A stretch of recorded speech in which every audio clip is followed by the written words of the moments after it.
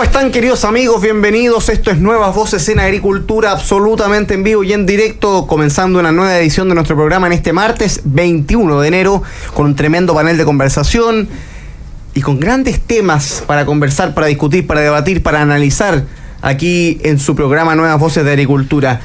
Parto saludando a nuestros panelistas y luego les contamos de qué vamos a conversar. ¿Cómo está Paz Charpentier, que está desde Bio instalada aquí en Santiago? Hasta el viernes, dijo. Así es. Muy bien, contenta de estar acá en este panel como todos los días martes y con importantes temas a pesar de ser verano. Así que no se vayan. Don José Ignacio Palma, bienvenido. ¿Cómo estamos? Muy bien, muy feliz de nuevamente estar acá. Efectivamente, como dice la Paz, un enero más revuelto de lo normal. A pesar de que yo tengo en mi memoria que los veranos siempre han sido intensos. Tengo muy guardado el caso Ábalos en mi mente, como hizo retumbar el verano en su minuto. Los incendios en mi región, luego en la región de Valparaíso. El proceso constituyente eliminó el Senado en pleno verano también. Pasan cosas. No de las mejores. En Chile pasan muchas cosas. Cosas que pasan, ¿ah? Oye, ¿pasan qué cosas? Dicen por ahí. Algo conversábamos antes de salir a la pausa, querido amigo. Yo sé que durante la semana ustedes estarán pendientes. Vamos a usar un par de temas que vamos a conversar de todas maneras para todos los que se van sumando a nuestra sintonía. Por supuesto, vamos a seguir en la discusión de la reforma de pensiones. Hoy día hay artículos, columnas bien interesantes que vale la pena conversar, y por supuesto ha habido también, creo yo, me comentarán ustedes, queridos panelistas, si están de acuerdo, yo veo a Chile Vamos en una posición más cauta que la semana pasada, retrocediendo algunos pasos, esperando informes fiscales de viabilidad financiera, con menos actitud, con menos ganas en la promoción de este acuerdo que el año pasado, entre otras cosas porque la ministra Jara se ha encargado también de transmitirles que esto no cierra ni un tema, sino que es simplemente un primer paso en la agenda del Partido Comunista. Y segundo, por supuesto que vamos a hablar, queridos amigos, de el retorno, ni más ni menos que de Donald Trump a la Casa Blanca, la presidencia de los Estados Unidos. Ayer asumió el cargo, lo hizo al estilo Trump, con una serie de actuaciones, con mucha gente alrededor, con la participación de Elon Musk, con Mark Zuckerberg, que ha estado también en la polémica, daba el cruce con Daniel Matamala, no sé si lo vieron el fin de semana. Jeff Bezos estuvo presente, así que la verdad es que hay hartos temas que conversar. Un cruce más bien unilateral, por supuesto. Yo creo que Zuckerberg y Musk no tienen idea de qué estamos hablando, digamos, pero un tema interesante levantó Matamala ahí. Yo nunca supe por qué se la bajaron, ¿no? Creo que al final era porque simplemente creo que todas las menciones a los nazis la baja inmediatamente el sistema, pero en fin. Partamos por pensiones, José Ignacio Palma, Paz Charpentier. Una primera pregunta para abrir la conversación. ¿Cómo ven que en qué pie está el acuerdo? ¿No? Porque el año pasado, falso, la semana pasada había acuerdo. Y había voceros de Chile Vamos tremendamente entusiasmados con transmitir que el acuerdo era positivo y que los que estaban en contra del acuerdo estaban equivocados. Habían fotos, parafernalia, abrazos. Matei pidió 2 horas para leerlo, lo leyó, salió a decir que le gustaba, pero que esperaran al Consejo Fiscal Autónomo. Y parece que esa ha sido la beta que han ido tomando algunas personas. Ayer Guillermo Ramírez lo mismo. Esto si no es viable financieramente no se puede aprobar. Como la semana pasada, increíble, hoy día hay que esperar la viabilidad financiera. ¿En qué pie ven el acuerdo, Paz Charpentier? Le agrego datos, estoy metiendo pelo en la sopa. El senador Kuzanovich de Renovación Nacional dijo que no estaba dispuesto a aprobarlo, lo mismo la senadora Gatica y diputados de Chile Vamos que han sido tremendamente críticos. Carter ayer dijo en Voces por Chile, conversando con Paz Charpentier hace algunos días, que este era el autogol más estúpido que había cometido la derecha en su historia. Es una cosita blandita, digamos. Bernardo Fontena ha sido muy crítico. Rodrigo Álvarez, hoy día ex constituyente, ex presidente de la Cámara de Diputados, ex diputado de la UDI, salió a decir que no le gustaba el acuerdo ni política, ni legal, ni técnicamente. Parece ser que empieza a hacer agua, al menos por el sector de la centro-derecha. Paz Charpentier, ¿en qué pie está el acuerdo? Fíjate que yo he continuado escuchando a los voceros del convenio entre Chile Vamos y el gobierno de Gabriel Boric. El día de ayer escuché al senador Luciano Crosco, que panelista de este programa de los días viernes habitual. También Guillermo Ramírez, también lo escuchamos el día de ayer en Tolerancia Cero, que perseveran en este acuerdo y sus características fundamentales que tanto ha complejizado la discusión y el debate público. Yo no veo que haya cambiado el tono, sino que más bien tal vez la reincorporación de esta tónica más o menos así como entre gallos y medianoche, tal como se acordó este acuerdo, ¿cierto? Y por otro lado, yo quisiera levantar el punto en que es claro que aquí este acuerdo tiene un problema en el sentido de que no es posible que ambas partes, digamos, estén comprendiendo cosas o estén interpretando las 170 páginas de indicaciones de un modo distinto. O sea, si hay una cosa que como abogado uno sabe es que ojalá que al menos al principio del acuerdo, cuando se celebra, todas las partes estén entendiendo lo mismo, pero aquí vemos que eso no sucede. A mí me parece que el acuerdo y la reforma de pensiones en los términos que está planteado no es solo una reforma de pensiones, sino que es un tremendo error histórico. De partida no se explica tanta premura, es decir, en pocos días hay que analizar y hay que discutir, hay que debatir y conversar respecto de 170 páginas que son aspectos técnicos cuyas consecuencias y efectos desconocemos. Eso a mí me parece inexplicable, no me parece positivo y uno lamentablemente no puede sino pensar qué se está ocultando detrás de estas páginas o en estas páginas. ¿Por qué tanta premura? ¿Por qué tanto temor al debate público sobre la materia?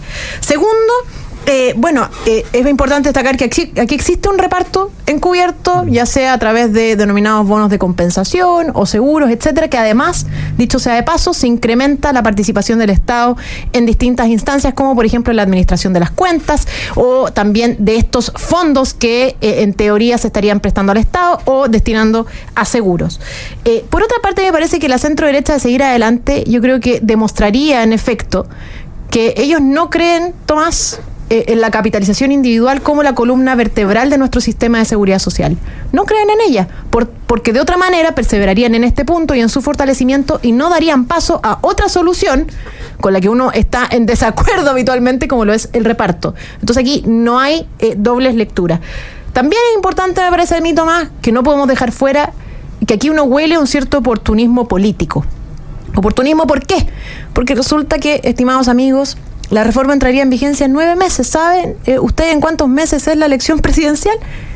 En 10 meses. 10 meses, 9 y algunas semanas. Por lo tanto, aquí me parece a mí que se está haciendo campaña eventualmente con la plata de los trabajadores, obligándolos a entregar un préstamo con independencia de las consecuencias que esta reforma importante e histórica requiere.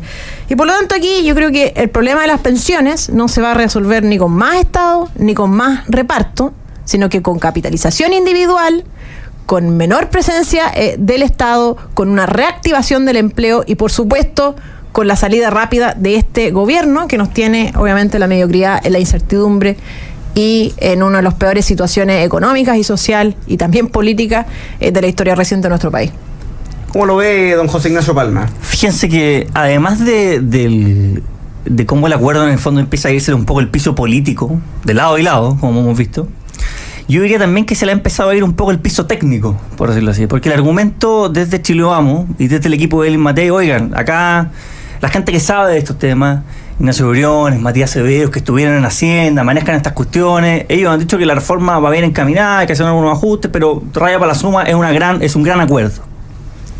Tú lo mencionaste, Tomás, un rato. Hoy día Rodrigo Álvarez, que aparte de ser ministro de Energía, fue subsecretario de Hacienda, dice... máster, doctor y profesor de Derecho Económico Tributario, en la Facultad de Derecho Exconstituyente, además. Además, a su largo currículum, ¿cierto? Dice, política, legal y económicamente soy muy crítico de este acuerdo de pensiones. Es una reforma con múltiples errores y problemas. Por eso es aún más equivocado votarla en escasos días y no esperar a marzo, sin una buena revisión de sus efectos y un mayor análisis público y experto. Esto son cuestiones además que también lo dijo Sebastián Claro a través de una columna en el Mercurio, lo ha dicho Andrea Repeto. ¿Qué es lo que está diciendo tú, ¿cierto? Esta excusa de la premura por sacar algo rápido, algo que requiere necesariamente de reflexión de todos los puntos. Dicho eso, yo creo que lo más notable que ha salido en estos últimos días, desde ese mundo técnico del mundo económico, o de economistas destacados de Chile, ¿cierto?, es la columna que sale hoy día en el Mercurio, en el Cuerpo de Economía y Negocios de Klaus Schmidt-Hebel, la cual voy a tratar de resumir para nuestro público para que entendamos cuáles son los cuestionamientos del economista. Parto por mencionar que la columna se llama Reforma de Pensiones, lo bueno, lo malo y lo feo, que es como casi que se llamara lo bueno, lo malo y lo más malo, digamos, claro. ¿Cierto? Primero, dice, uno de los puntos que Chile Vamos ha sido decir, oye, ese 1,5% que se sumaría al 4,5% y que da el resultado del 6%, sí va a tu cuenta individual, pero a través de un préstamo, dice, ¿cierto? Pero el préstamo no se preocupen porque va a rentabilizar. Bueno, Klaus Schmidt-Hebel dice efectivamente que ese 1,5% no va a rentar lo mismo que rentaría si es que estuviese en capitalización individual. Dice, por ejemplo, los bonos del Tesoro no rentan lo mismo que los multifondos. Dice que el efecto positivo es menos intenso que en el caso del 4,5. De hecho, lo único que es positivo, según él en la columna, es ese 4,5 que va a la capitalización. Eso sería lo bueno. Individual. En el fondo, y además que él estima que debería acelerarse, es decir, incorporarse al tiempo que se aprueba la reforma de inmediato esos puntos de capitalización. Y además dice que esto es así de categórico, es una parcial estatización de la industria. Sí. Después, sobre el 1,15% del bono tabla, lo denomina reparto, lo denomina un impuesto puro al trabajo, y además, lo han dicho varios analistas, le va a traer problemas a las pymes a la hora de pagar sueldo, porque es un costo que se va a traspasar obviamente a los empleados. El problema de la licitación de stock lo llama un mecanismo ineficiente para reducir comisiones. Además que con el asunto del inversionista estatal, en el fondo, que es una forma distinta de decirle a una AFP estatal, esto se complicaría todavía muchísimo más, porque para entenderlo en español, lo que ocurriría es que como una empresa estatal puede irse a pérdida, obviamente propondría comisiones mucho más bajas que la propondría el resto de las AFP, y por tanto no serían condiciones de competencia justas. Por último, para cerrar, Schmidt-Hebel menciona algunas omisiones del proyecto. Primero, el tema del aumento de la edad de jubilación. Acá todo el mundo habla de que se ha sido muy valiente, de que sentarse a acordar es muy valiente. Bueno, lo más valiente hubiese sido abordar este punto, incluso aunque pueda ser impopular, que es el tema de aumentar la edad de jubilación. También dice que el reemplazo de las comisiones sobre sueldos a comisiones sobre sueldo ahorrado, hay un tema súper técnico sobre el tema del cobro de las comisiones de la AFP. Yo agregaría también que el tema de la formalización del trabajo se toca de manera tenue, por decirlo así, no con la suficiente energía que se necesitaba. Y por último, llama al Banco Central a hacer el debido estudio, porque hoy día el gobierno ni siquiera ha ofrecido realmente números que permitan proyectar cómo esto se compara a que si siguiéramos con mecanismos distintos que hoy día se están poniendo sobre la mesa. Rotundo, o sea, contundente lo de Schmidt-Hebel. Fíjate que interesante ponerle números, lo decía bien José Ignacio, esta reforma. Lo dice claro Schmidt-Hebel en la parte desde el punto de vista del tamaño del Estado. Primero, dice, significativo aumento en tamaño del Estado por la nueva agencia FAP, que conversábamos antes de salir al aire, y por las nuevas funciones del IPS. 405 funcionarios públicos adicionales, a un costo de casi 30.000 millones de pesos anuales. Ahora, eso es lo barato del sistema. Porque el costo fiscal, por el gasto fiscal neto, mayores pensiones para personas de bajo ingreso de mujeres, es de hasta 5.000 millones de dólares al año 2050, lo que es equivalente al 1,7% del PIB actual, según la DIPRES. O sea, lo que implica desde el punto de vista del aumento del tamaño del Estado y la mayor presencia, lo decía La Paz, del Estado en la administración de pensiones. Cuestión que, dicho sea de paso, nadie ha justificado por qué sería conveniente desde el punto de vista del aumento del monto de las pensiones. Nadie ha dicho por qué que haya una inversión estatal va a significar que esas pensiones sean más altas que si las siga administrando la AFP. Eso será como por asumido, ¿no? Algo hay que darle a la izquierda. Entonces, bueno. Segundo, 5.000 millones de pesos desde el punto de vista de gasto fiscal, 5.000 millones de dólares de gasto fiscal. Una institución nueva, 405 funcionarios públicos nuevos en una primera pasada. Obviamente esa agencia va a ir creciendo con los años, porque en el Estado nada decrece, todo crece. Entonces, la verdad es que al final, cuando uno ve esta reforma, ve los análisis de Klaus Schmidt-Hebel, que nadie lo puede tildar de republicano, de fascista, de conservador, de un asociado de José Antonio Castro, de alguien que está jugando para dar de tapar a Kaiser, porque son los argumentos de alto nivel que dan algunas personas en Chile Vamos.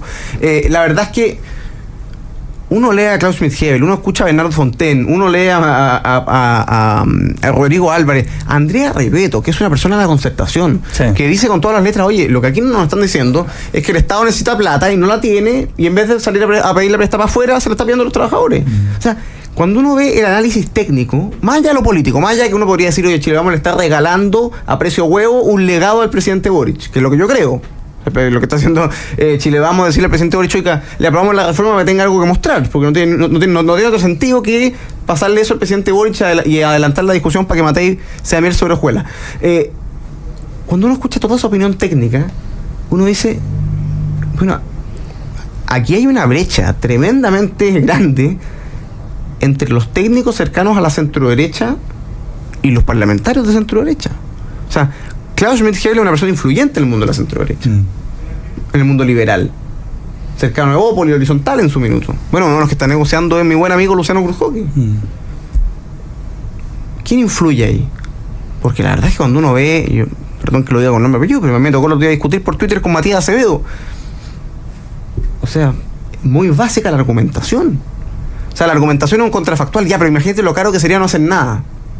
Yo siempre prefiero, querido amigo, en esto, la certeza, más bien, la incerteza de que no haya reforma, es decir, la incertidumbre de que no existe reforma, que la certeza de una reforma mala. Y en esto, lamentablemente, lo que nos están ofreciendo es una mala reforma de pensiones. Paz Charpentier. Mira, el punto es medir los efectos, además. Es decir, aquí no solamente se aumenta la intervención del Estado a través de distintos órganos, que además, es difícil identificar de la mera lectura cuántos van a ser, porque está el famoso ISP, el famoso FAP, está también eventualmente el inversor estatal, pero también hay otras instituciones estatales que se podrán habilitar como gestores de inversiones. Y aquí, en teoría, el objetivo, entre otros, de esta reforma era aumentar la competencia para que ésta redundara en beneficio de los trabajadores y, en el fondo, cotizantes. Sin embargo, se ha esgrimido que eventualmente podría producir un efecto contrario a la competencia, ya que se vería fortalecida la posición de dominancia del Estado y también la posibilidad de hacer economías al interior del propio Estado que permitirían disminuir incluso las comisiones, produciendo eventualmente la quiebra de otras ISAPRES al no poder subsistir con en fondo o la incapacidad de llegar a esas bajas comisiones, en teoría. Esto es uno de los efectos que no sabemos, digamos, que eventualmente se puede producir. Pero además, el tema del empleo. En Chile estamos en una crisis de empleo. La tasa de desempleo está alrededor de más de 829.000 personas desempleadas.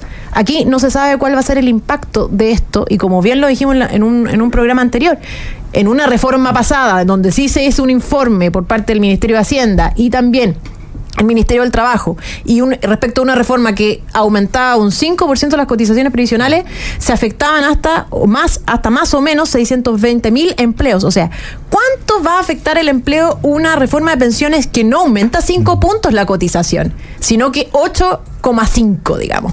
Y que además esos 8,5, solamente 4,5 se van a capitalización individual, y los demás, vaya a saber uno qué va a pasar, porque claramente esto no está claro. Entonces, es de una irresponsabilidad completa.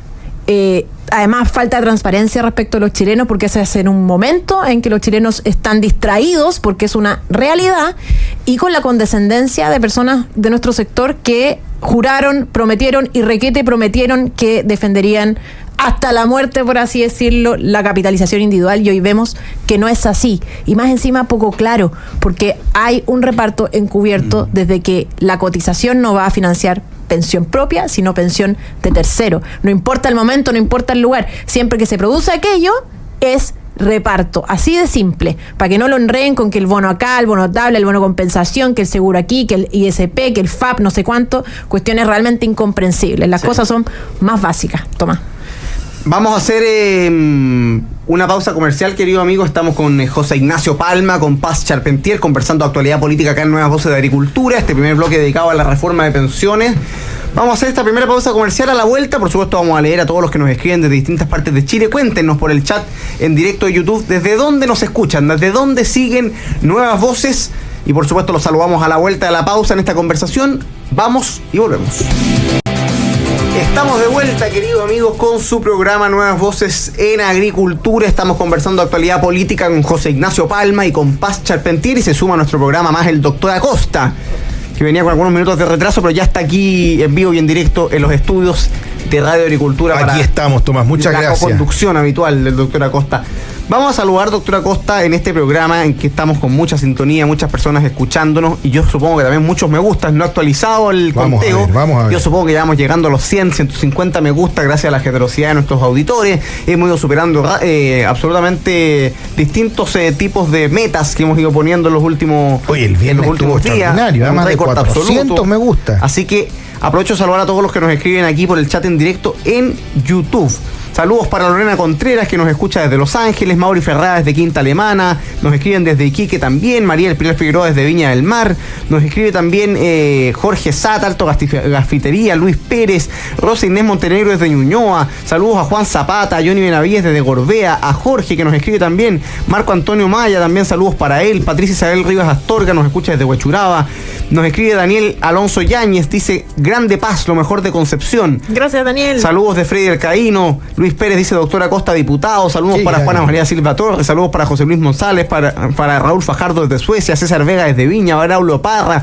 Saludos para Andrea Cotroneo, también desde Viña del Mar. Rodrigo Coseo, Silvia Yancamil, Cristian Román. Saludos para todos los que nos van siguiendo, Iván Andrés Ayala, Alberto Berna y todos los que nos escriben. Póngale me gusta, sigamos llegando cada vez a más personas. César. Oye, Patricia Rivas también, que nos manda saludos desde Huechuraba. Saludos para ella, por supuesto. Desde Curacautín, Manuel Calderón. Doctora Costa, saludemos a los auspiciadores y a la vuelta. Hemos llegado de todas maneras a los 150 me gusta. Si eres afiliado a Caja 18, te contamos que en estas vacaciones de verano obtienes 100 pesos por litro. Sí, escuchaste bien. 100 pesos por litro de descuento de benzina en Petrobras o Aramco. Beneficios válidos hasta el 15 de febrero o hasta agotar el fondo promocional. Conoce más detalles y condiciones de esta promoción en www.caja18.cl. Caja 18, la mejor caja para Chile. En Capital te acompañan en tu presente y futuro para que puedas cumplir tus metas. Descubre todos los servicios que tienen para ti en cada etapa de tu vida. Capital, contigo en tu presente y futuro. Visítalos en afpcapital.cl. Queridos amigos, les anunciamos el segundo tema de conversación de hoy día. Vuelve a la moneda. No a la moneda. Vuelve a la Casa Blanca. Ahí sí, muy bien, sí. Vuelve a la Casa Blanca. Que también es blanca la moneda. Que también es blanca. Vuelve a la Casa Blanca. Ni más ni menos que Donald Trump vuelve a ser presidente de los Estados Unidos. Ayer comentábamos, asume el cargo con la presencia de destacados personajes. Elon Musk, Zuckerberg, entre tantos otros, con su familia. Asume junto a J.D. Vance, vicepresidente de los Estados Unidos.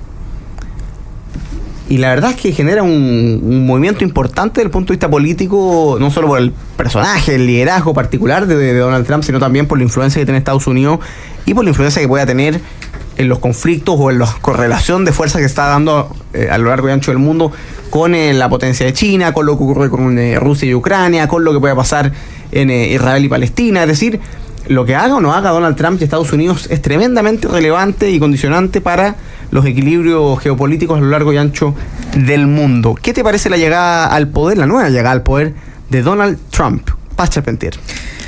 Bueno, yo escuché el discurso el día de ayer y me pareció un discurso claro que marcaba prioridades, Estados Unidos primero, fin a la agenda woke, ¿verdad? La reactivación económica, el término de la inmigración ilegal y una serie de puntos que los estadounidenses dijeron con claridad en las últimas elecciones con los que no estaban de acuerdo o que querían medidas más drásticas.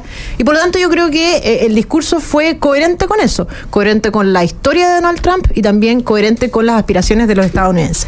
El segundo punto que me gustaría destacar es que uno echa de menos, o yo esperaría, o más bien no esperaría. Me gustaría que en realidad los análisis que se llevan adelante respecto de Donald Trump, las distintas medidas que se están adoptando, etcétera, fueran más objetivos y libres un poco del sesgo que uno ve en muchos medios de comunicación respecto de Donald Trump. Y lo digo sinceramente, hoy había un titular que decía Donald Trump indulta a quienes ingresaron al Capitolio. Bueno, y no recuerdan que el propio presidente Boric indultó a muchos de los delincuentes que destruyeron propiedad pública y privada durante la Revolución de Octubre del 2019 y sin embargo no lo sancionaban tan categóricamente, digamos, como sí lo hacen respecto de un conjunto de personas que entraron al Capitolio pero que no llevaron adelante ni ejecutaron grandes daños, como al menos uno puede presenciar a través de las distintas imágenes, videos y registros de esa instancia. Y tercero, yo tengo esperanza. Y creo que además Donald Trump se convierte o es uno de los liderazgos que está llevando adelante una revolución cultural a nivel internacional de proporciones, como por ejemplo lo hace a través de en el fondo la disminución o el control o más bien el intento de eliminar esta agenda woke que tanto daño le ha hecho a Occidente en términos generales. Ayer él mismo decía, existen dos sexos, una obviedad, ¿cierto? Hombres y mujeres. Y bueno, una obviedad que ha explicado un sinnúmero de titulares a nivel internacional, pero eso es una de los ejemplos de esta gran revolución cultural que está llevando adelante y que yo veo al menos con buenos ojos, estimado Tomás. ¿Cómo lo ve José Ignacio Palma? Mira, antes que destacar algunas cosas sobre el liderazgo de Trump en cuanto tal, que tengo algunas anotadas, me interesaría dedicarle algunos minutos a conversar sobre la figura de J.D. Vance. Muy Tomás se ríe acá, porque sabe que yo soy muy fanático de su figura, pero creo que es una persona que es quizás desconocida para el público internacional. Es de hecho un senador bastante joven. Así es. Bueno, para quienes no lo conocen, J.D. Vance es un senador por Ohio, de la parte central de Estados Unidos, que salta a la fama luego de haber escrito una autobiografía en formato novelado que se llama Hillbilly, una elegía rural, un libro que me presentó mi buen amigo Jorge Ramírez, en donde él relata su propia historia de ser un hombre que, por una parte, es hijo de un padre que lo abandonó, de una mujer drogadicta, en situación de pobreza, y que sin embargo logra salir de la situación difícil por la que pasaba el mundo obrero estadounidense en la época en que era niño. Logra estudiar Derecho en Yale, logra hacer buenos negocios también en Silicon Valley, etcétera, pero que hace de su identidad política el hecho de que él no llegó a la élite y se olvidó de dónde venía, digamos.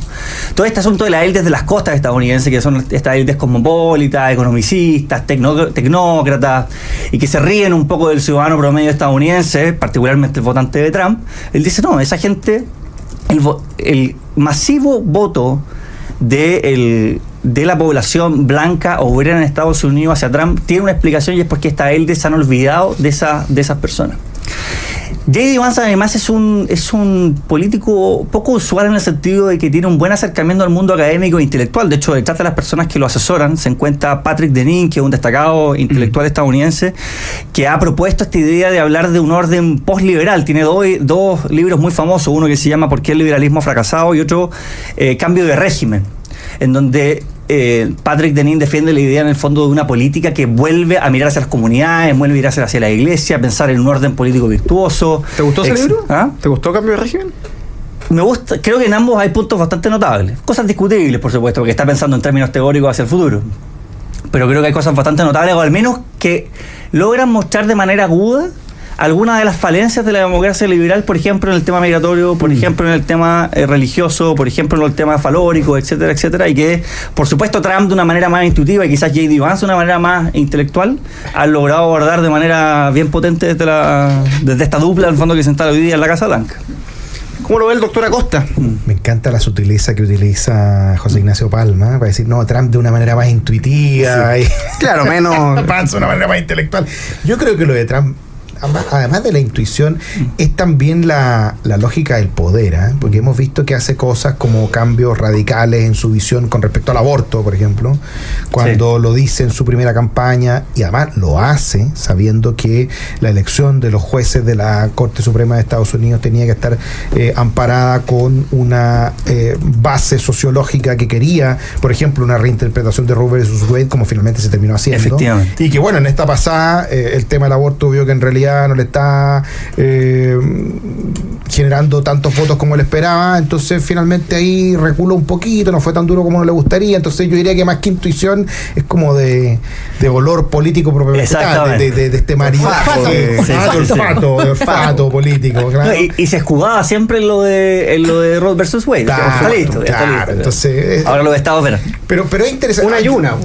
Yo lo que más valoro de lo que hemos visto y que comentábamos ayer en el momento mismo en que está sucediendo, ¿cierto?, el juramento que realizaban Vance y Trump, es esto que veo con mucho entusiasmo, que es un verdadero cambio cultural, que es un cambio, ¿cierto?, en el cual se va de alguna manera derrotando el wokismo, se va derrotando el progresismo, se va derrotando esta visión que parecía casi imposible de derribar de la ideología del feminismo, de la ideología antioccidente, de la ideología estatista, de la ideología anti-economía libre, que de alguna manera se refuerza con lo que estamos viendo hoy día. Ver que además está, por ejemplo, ahí presente Giorgia Meloni, y que de alguna manera es ella el referente que quiere tener Trump hacia Europa. Cuando hace una crítica durísima a España, algunos se reían, decían, no, España, ¿sabes lo que son los BRICS? España está cerca de los BRICS. Y todos empezaron a reír y dijeron, no, la S de BRICS no es Spain, sino que es Sudáfrica. Sudáfrica. Oye, pero te aseguro que Trump tiene súper claro que no está en los BRICS. Pero ¿qué es lo que te está diciendo con eso? ¿Con quién se está aliando hoy día España? España, que es de los más beneficiados por los fondos europeos, pero que pone pocas lucas a la OTAN. Sí. ¿Y qué es lo que le molesta a Trump? Que ponga pocas lucas a la OTAN y que sea capaz de construir espectaculares carreteras como las que tenemos en Chile, pero sin peaje. ¿Por qué? Porque se las pagó el Estado europeo. ¿Quién? El contribuyente alemán, una vez más.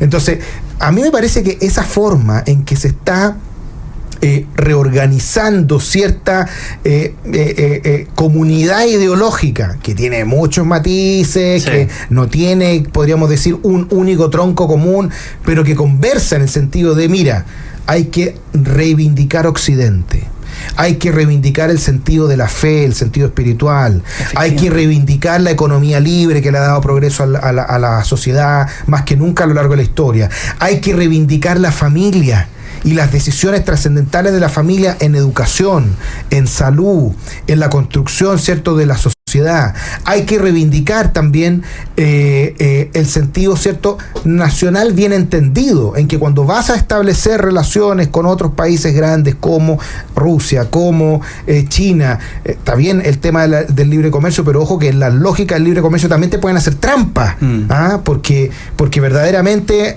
digámoslo como son las cosas, a China no tiene problema de hacer trampa porque en realidad no cumple ninguna de las reglas mínimas y básicas de respeto a los derechos humanos, todo ese tipo de cosas a mí me parecen positivas, porque creo que si tú lo comparas con 5 años atrás, con 10 años atrás, con 20 años atrás, eso no existía.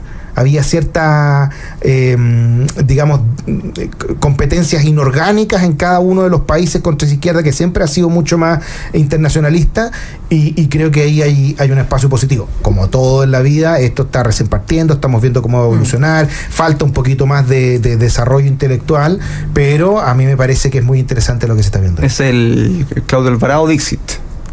Claro, si bien es cierto, no es menos cierto. Tu frase final, digamos. Claro. Consideraciones más, consideraciones menos. Bueno, sí. ¿Para qué vamos a estar con cosas? Oye, y un punto que señala Jorge, que tiene que ver con esto del proteccionismo, que se señala a Donald Trump como un proteccionista, contrario al libre comercio, etcétera, pero claro, cuando uno ve cuáles son las razones que explican su justificación en alzar los aranceles, tiene que ver con la molestia que significa que China, un actor fundamental a nivel internacional, efectivamente no respeta las reglas, y uno dice, bueno, si no es Estados Unidos el que lo llama al orden, o el que aplica retaliación cruzada para efectos de que cumplan con las normas internacionales, ¿quién lo puede hacer? Nadie lo puede hacer. Plantea más un debate interesante, creo yo, que en algún momento vamos a tener que dar en Chile, que es, voy a plantearlo en bruto, ¿cuál es el límite cultural de la libertad económica? Cuando tú tienes como un país como Chile, que se ha abierto al mundo absolutamente, y que países como China empiezan a ganar terreno en todos los puertos, en todos los pueblos, culturalmente, y empieza a implantarse, y terminas con casos, se estaba viendo en estos días la disputa por el caso Australis, ¿no? Y que tú partes negociando con una empresa privada china, pero a los 20 minutos te diste cuenta que estás negociando con el Estado chino, con el Estado tiránico, y que China además trae una cosmovisión totalmente distinta a la de Occidente. Entonces, bueno, ¿hasta qué minuto abro las puertas de mi comercio para efectos de socavar la cultura y la identidad judeocristiana? O sea, yo creo que esto es un debate que se viene con mucha fuerza, y por eso me parece que la crítica a priori, la línea de lo que decía La Paz, la crítica a priori a Trump, no, que Trump es proteccionista, es tremendamente gruesa, es muy poco clara, porque Trump tiene otras razones, otras condiciones y otra realidad que Chile para efecto de tomar decisiones económicas. Y ahí está la prudencia del gobernante, digamos, y en la medida que respete los derechos de propiedad y que respete la libre iniciativa económica de sus ciudadanos, la verdad es que yo no veo vulneraciones así mayormente graves a la libertad económica, digamos. Sí, lo que pasa, yo creo que muchas veces las élites económicas, que son las que critican muchas veces Trump, estas élites costeras como las que hablamos, tienen justamente este desprecio al aspecto cultural. Yo me acuerdo, no sé si lo conté en un programa cuando ganó Trump hace ya un mes y medio atrás, que un periodista chileno entrevistaba a las personas como hispanos por Trump, y les preguntaban, oye, ¿usted por qué votó por Trump? Y una señora decía, no, porque Trump cree en la Biblia, le decía. Y otra persona le decía, no, es que Trump está en contra de la agenda woke y me permite proteger mi derecho a criar a mi hijo, en el fondo. ¿qué es lo que hace un gallo de Silicon Valley cuando ve eso? Se muere de la risa. Dice, estas consideraciones son, ¿cómo no ve los efectos económicos, etcétera, etcétera? En Estados Unidos hay millones de terraplanistas. Exactamente. La reacción del... Sin ver que las personas, por más que a veces no puedan expresar sus intuiciones de manera sofisticada, lo que están haciendo al final es expresar bienes humanos que les son relevantes para su realización humana, en el fondo. Hagamos una pausa comercial, querido amigo, en este bloque un poco más largo, analizando con varias aristas y derivadas la llegada de Trump a la Casa Blanca, lo que puede generar eso a nivel mundial. Estaban, efectivamente, lo decía el doctor Acosta, Javier Milei, estuvo Santiago Abascal, Giorgia Meloni. Es decir, se empieza a generar también, hay un eje interesante, no todos están en el poder, si es el caso de Milei, si es el caso de Giorgia Meloni. Santiago Abascal hoy día es uno de los líderes de la oposición española, pero efectivamente hay debates que se empiezan a generar y que son comunes en distintas partes del mundo y por supuesto Occidente. Vamos a la última pausa comercial, querido amigo, en esta conversación y ya volvemos. Esto es Nuevas Voces de Agricultura. ¿Cómo están, queridos amigos? Bienvenidos. ¿Te imaginas divirtiendo de nuevo? Estamos de vuelta, queridos amigos. ¿Qué quiere anunciar que va a durar más el programa? Estaría bueno. No, queremos que dure más el programa, ¿no? Queremos que dure más el programa, pero para eso tiene que ponerle me gusta para poder llegar a más personas. Y también pueden ser sumarse a la membresía en Voces por Chile. Oye, póngale me gusta, vamos a los 170, queremos llegar a 200 por lo menos en esta conversación aquí en Nuevas Voces de Agricultura. Estamos conversando con José Ignacio Palma, encargado de formación de acción republicana, con Pacha Arpentier, directora ejecutiva de Voces por Chile, y con el doctor Acosta, médico, padre de familia. Un servidor. Su servidor. Servidor de las Mercedes, ¿no? Mire, yo podría decir Marqués de la Bandera, digamos. A mí me gusta cuando uno dice las cosas como son. Yo soy un obrero de las comunicaciones. Y un obrero de la salud. Y me parece. Oye, salió la segunda. ¿Qué nos trae la segunda? Antes te puedo comentar una cosa, ¿no? Esto que son las ironías de la vida que de repente nos da estas cifras. ¿Vieron lo de Contraloría que detectó que el Registro Civil habría generado contratos por proyectos de software por más de 7.000 millones de pesos que no fueron implementados? Perdón, ¿con qué te calzan esos 7.000 millones de pesos? Es que eso quería preguntarlo, pues yo sé que nuestros auditores son muy, muy, muy agudos, muy informados, y se acordarán de que esa misma cifra, 7.000 millones de pesos, fue la que desató las críticas del Ministerio Público por el recorte que le hicieron producto del ajuste estatal. Y uno dice, no, es que no hay plata, no, es que hay que ajustarlo a todo. Pero si ajustáramos en algo la inoperancia de aquellos que estuvieron a cargo del registro civil, no solamente porque se echaron el sistema Visa Waiver con la nueva modalidad del ¿cómo se llama?, del pasaporte, sino porque además contratan software por la friolera de 7.000 millones de pesos que ni siquiera fueron capaces de usar.